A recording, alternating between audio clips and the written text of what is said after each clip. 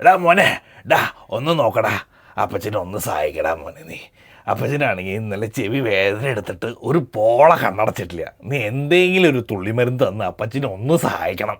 കണ്ടില്ലേ, ഇത് നമ്മുടെ നാട്ടിൽ കോമൺ ആയിട്ടുള്ളൊരു കാണുന്ന സീനാണ്. അതായത് നമുക്കൊരു ചെവി വേദന വന്നു കഴിഞ്ഞാൽ ഉടനെ അടുത്തുള്ള ഒരു മെഡിക്കൽ ഷോപ്പിൽ പോയിട്ട് ഏതെങ്കിലും ഒരു തുള്ളിമരുന്ന് മേടിച്ചു കൊണ്ടുവന്ന് അതൊരു 2-3 ദിവസം ചെവിയിൽ ഒഴിച്ചു നോക്കിയിട്ട് ചെവി വേദന മാറിയിട്ടില്ലെങ്കിൽ ഡോക്ടറെ കണ്ടാൽ മതിയല്ലോ എന്നുള്ളതാണ് പലരുടെയും ചിന്താഗതി. പക്ഷേ അത് തെറ്റാണ്. അതിൻ്റെ കാരണം എന്താണെന്ന് ഞാൻ പറഞ്ഞുതരാം. അതായത് നമുക്ക് ചെവി വേദന വരാൻ കോമൺ ആയിട്ടൊരു 3-4 കാരണങ്ങളുണ്ട്. അതിലൊന്ന് ഇയർ വാക്സ് തന്നെയാണ്. അതുപോലെ മറ്റൊരു കാരണം എന്ന് പറയുന്നത് നമ്മൾ എന്തെങ്കിലും ഇട്ട് ചെവി ചൊറിയുമ്പോൾ വരുന്ന ചെറിയ സ്ക്രാച്ചസിൽ ഉണ്ടാകുന്ന ബാക്ടീരിയൽ ഇൻഫെക്ഷൻസ് ആണ്. അത് കൂടാണ്ട് മറ്റൊരു കാരണം ചെവിയിൽ നനവോ അല്ലെങ്കിൽ വെള്ളം കയറി അങ്ങനെ എന്തെങ്കിലും ഉണ്ടായി കഴിഞ്ഞാൽ അവിടെ ഫംഗൽ ഇൻഫെക്ഷൻ വരാൻ ചാൻസ് ഉണ്ട്. അതുപോലെ തന്നെ നമുക്ക് നീരുവീഴ്ച കഫക്കെട്ടൊക്കെ വരുമ്പോൾ ചെവിയിൽ നീര് കെട്ടിയിട്ടും നമുക്ക് അങ്ങനെ ചെവി വേദന വരാം. അപ്പോൾ ഓരോ കാരണങ്ങൾക്കും അതിൻ്റേതായിട്ടുള്ള മരുന്നുകളും ഇയർ ഡ്രോപ്സും വെവ്വേറെ ഉണ്ട്. അതിന് ഏതെങ്കിലും ഒരു മരുന്ന് മേടിച്ച് ഒഴിച്ച് കഴിഞ്ഞാൽ ശരിയാവുന്ന പ്രശ്നമല്ലത്.